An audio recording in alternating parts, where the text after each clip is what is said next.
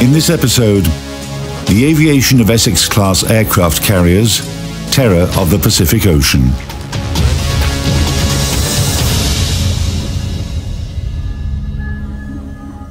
The outcome of battles in the Pacific Ocean during World War II didn't depend on the primary armament of mighty battleships anymore. Often, opposing ships didn't make a single artillery salvo and couldn't even see one another through binoculars.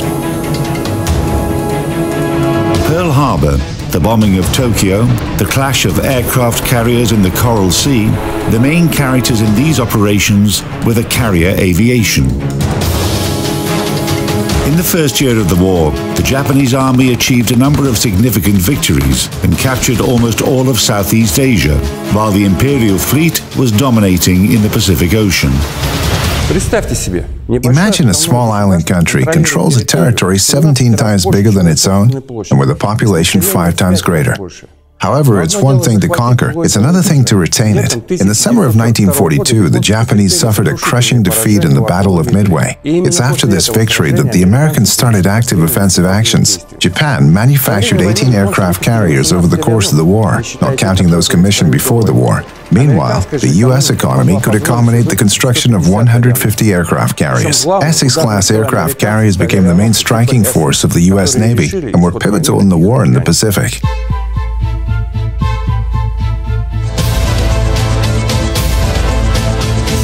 The air group of Essex-class ships consisted of 4 squadrons. Reconnaissance, bomber, and torpedo bomber squadrons had 18 aircraft each.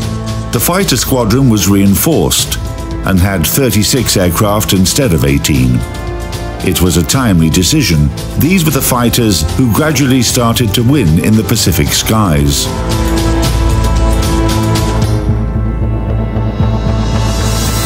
In the early years of the war, the primary aircraft of the U.S. carrier aviation were the Dauntless dive bombers and the Wildcat fighter planes. They showed good performance, but became obsolete by the beginning of 1943 and needed to be replaced. Modern Avenger torpedo bombers were the first to appear on the flight decks and in the hangars of Essex-class carriers. Grumman TBF/TBM Avenger torpedo bomber. Maximum takeoff weight 18,268 pounds. Engine power 1,900 brake horsepower. Maximum speed 276 miles per hour. Armament 2 times M2 machine guns, caliber 0.5 inches. 1 times M2 machine gun in the upper turret, caliber 0.5 inches. 1 times M1919 machine gun in the lower turret, caliber 0.3 inches. A torpedo or bomb load up to 2,000 pounds, including 8 times 5-inch HVAR rockets. It was a very effective airplane and a good demonstration of one of the advantages the U.S. Navy had over our adversary, the Japanese, in that Second World War. Not only could we produce more aircraft carriers, but we could produce more aircraft. And with the design of the folding wings, as you see on the TBM Avenger, we were able to carry more airplanes on each ship because of that. It provided extra space for us to carry more aircraft, and that way we could outnumber our adversaries in combat. I never got to fly one. I always thought it was one of the most beautiful airplanes the Navy ever built. And as a youngster, I used to make models of all the airplanes that they had, and this is one of the prominent models that I have.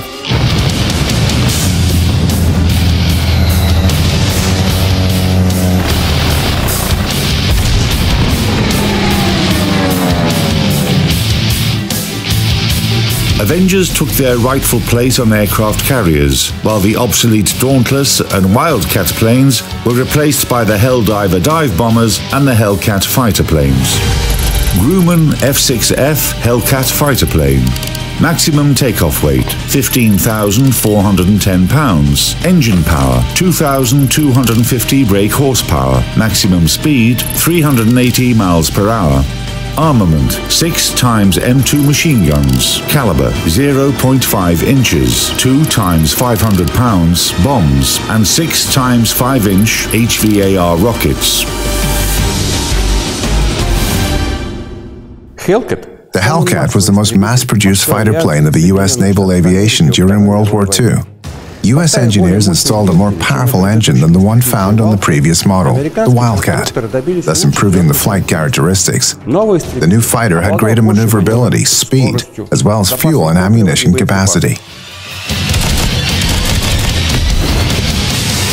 In the last 2 years of the war, Hellcats shot down more than 5,000 Japanese aircraft, contributing to 2/3 of all victories of the U.S. carrier aviation in dogfights. The F-6F has one of the best ratios of victories to losses in the Pacific, 19-1. That means that for every Hellcat lost, 19 Japanese aircraft were destroyed.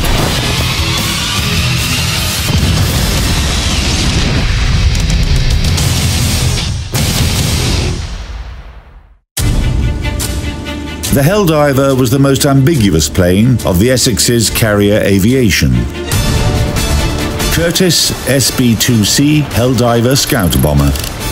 Maximum takeoff weight, 16,652 pounds. Engine power, 1,900 brake horsepower. Maximum speed, 295 miles per hour. Armament, 2 times Mark II cannons, caliber 0.8 inches. Twin-mount M19-19 machine gun in the upper turret, caliber 0.3 inch. Total bomb load up to 2,002 pounds, including 8 times 5-inch HVAR rockets. This aircraft wasn't easy to handle. The landing gear legs of these machines would literally collapse the moment they touched the flight deck, while braking barriers failed to catch them. When a Helldiver was going to land, all personnel were removed from the deck. The explanation is quite simple. This aircraft had quite poor flight characteristics, especially when landing on a moving deck. In addition, it would often lose its ammunition, which didn't add to its reliability. That's why, when the aircraft initially began service, the U.S. sailors nicknamed it the Big-tailed Beast. However, Helldivers had some noteworthy advantages. They were fast for a bomber and were able to sustain serious damage. The shortcomings were fixed in the later versions, but the pilots kept their prejudice against Helldivers until the end of the war. The F-4U Corsair fighter bomber was the last to appear on Essex-class aircraft carriers. Vought F-4U Corsair fighter bomber. Maximum takeoff weight, 14,670 pounds. Engine power, 2,100 brake horsepower. Maximum speed, 448 miles per hour. Armament, 6 times M2 machine guns, caliber 0.5 inches, 2 times 500 pounds bombs, and 8 times 5-inch HVAR rockets.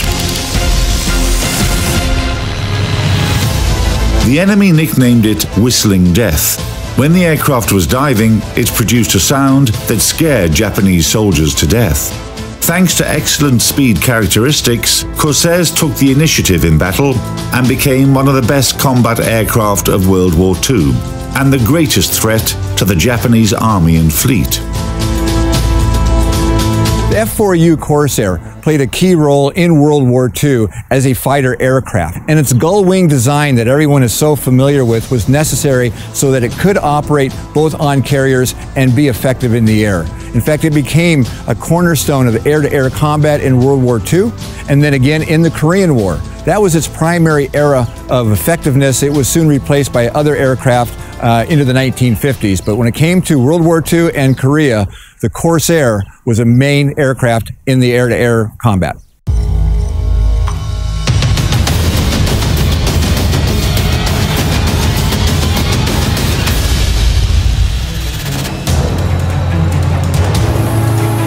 Every flight operation had difficulties for US pilots of the carrier aviation.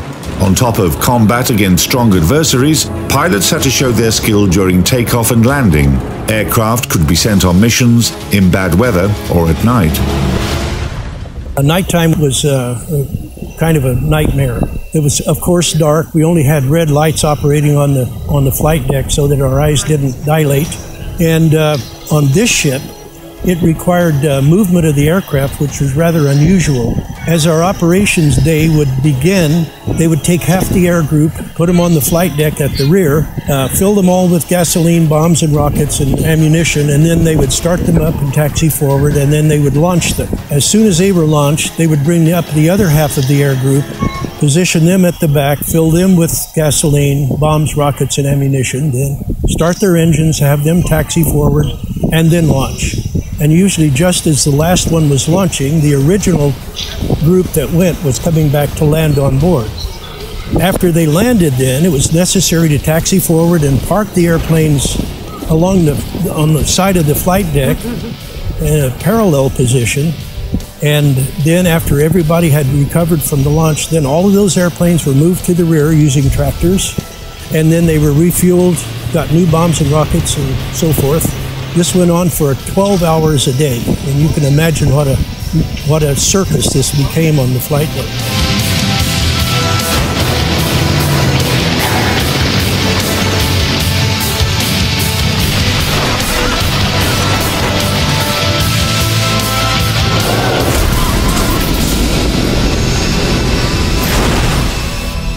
It was very, very dangerous. People who worked here were very young men, and they did a very dangerous job. And they did a very good job of it, too.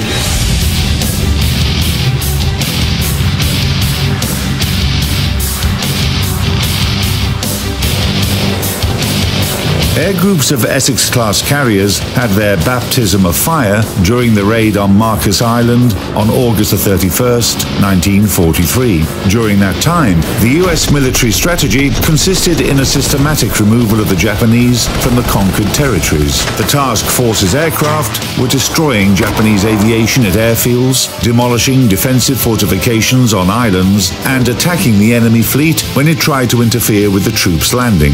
As a result of these local operations, the Japanese army was diminishing by the minute.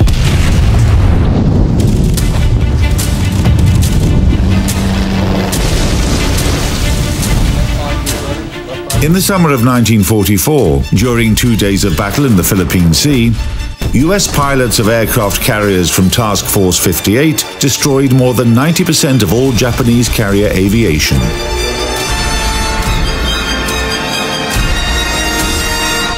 By the spring of 1945, the US fleet was reinforced with another 5 new Essex-class ships. The Japanese had nothing that could oppose them.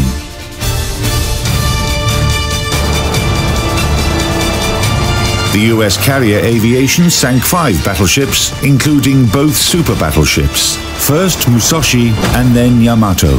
They also sank 11 aircraft carriers, 14 cruisers, and many other enemy ships. That's when the Japanese command turned to their last resort, to change the situation in the sky over the Pacific Ocean. The Spirit wind became the main enemy of the US fleet. Kamikaze is translated from the Japanese as the spirit wind, meaning the wind that must crush the enemies of Japan. Battles in the Philippine Sea made it obvious that the training of Japanese pilots is much worse than that of their US counterparts. Apart from that, the United States were producing far more aircraft than Japan. Under these circumstances, the Japanese command decided to bring back the spirit wind tactics, which could help them prevail over the United States. To this end, they recruited conscripts that could barely fly an aircraft. They had a single mission: take off in a plane stuffed with explosives and fly it into an enemy ship. However, not only inexperienced pilots participated in such attacks. Rear Admiral Arima aimed his plane at the U.S. aircraft carrier Franklin. Essex-class heavy aircraft carriers remained their main targets. Kamikazes could act individually, in pairs, or even in large squadrons. During the last year of the Pacific War, they succeeded in damaging 8 Essex-class ships. However, it didn't have a significant influence on the balance.